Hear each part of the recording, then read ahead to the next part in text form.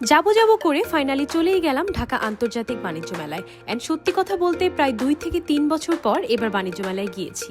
কি দেখলাম এবং কিনলাম, সেই সাথে 2-3 বছর পর বাণিজ্য মেলায় গিয়ে ওভারঅল এক্সপিরিয়েন্স কেমন ছিল তাই নিয়ে থাকছে আজকের ছোট ভিডিও। সো যারা এখনো বাণিজ্য মেলায় যাওনি অথবা যাওয়ার প্ল্যান করছো, তোমরা ভিডিও স্কিপ না করে দেখতে থাকো, কারণ বাণিজ্য মেলার আর মাত্র বাকি 2 দিন। ওকে, সো হুট করেই বাণিজ্য মেলায় যাওয়ার প্ল্যান করি আমি আর দীপ। যদিও কথা ছিল সকাল 10টার মধ্যে বের হওয়ার, কিন্তু সকালে ঘুম থেকে উঠতেই দেরি হয়ে যায়। অ্যান্ড দেন ঝটপট রেডি হয়ে আমরা বের হয়ে যাই বাণিজ্য মেলার উদ্দেশ্যে। প্রায় 2-3 বছর পর আমরা বাণিজ্য মেলায় যাচ্ছি। যেহেতু এটা এখন 300 ফিটের সাইডে হয়, দ্যাটস ওয়াই যাওয়া হতো না, বাট ফাইনালি আসলে যাওয়া হচ্ছে যেহেতু মন চাইলো। আমরা যেহেতু দুপুরের আগেই রওনা দিয়েছিলাম, সো রাস্তায় ট্রাফিক ছিল না তেমন, অ্যান্ড আমরা খুব আর্লি পৌঁছে যাই মেলায়। অ্যান্ড এখান থেকে টিকিটস নিয়ে মেলার ভেতরে চলে যাই। ওকে, মেলায় ঢুকতেই এই স্টলটা চোখে পড়ে আমাদের। অ্যান্ড এটা ছিল লাক্সারি অ্যালুমিনিয়াম ফার্নিচারের স্টল। অ্যান্ড ওদের ফার্নিচারগুলোর ফিনিশিং এত জোস, অ্যান্ড সেই সাথে প্রাইসও একটু হাই, বাট হাই প্রাইস হলেও আমি বলবো worth it, because they have জোস finishing, modern and updated designs. And যেহেতু অ্যালুমিনিয়ামের, সো নষ্ট হয়ে যাওয়ার কোনো চান্সেসই থাকছে না। আমার ওদের ম্যাক্সিমাম ফার্নিচারই ভালো লেগেছিল, বাট এই আলমিরাটা বেশি জোস ছিল। অ্যান্ড প্রাইস ছিল 92,550।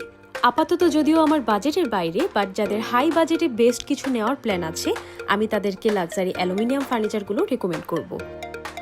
এরপর এদিকে কিছু ইউনিক ডিজাইনের ক্রোকারিজ আইটেমস দেখছিলাম। অ্যান্ড আই এম শিওর যারা সংসারের এই টাইপ জিনিসগুলো সাধারণত কিনে থাকো বা কিনতে খুব পছন্দ করো, তাদের কাছে খুবই ভালো লাগবে। অ্যান্ড তোমরা কিন্তু চাইলে এখান থেকে গিফটের জন্য কিছু জিনিস নিয়ে নিতে পারো।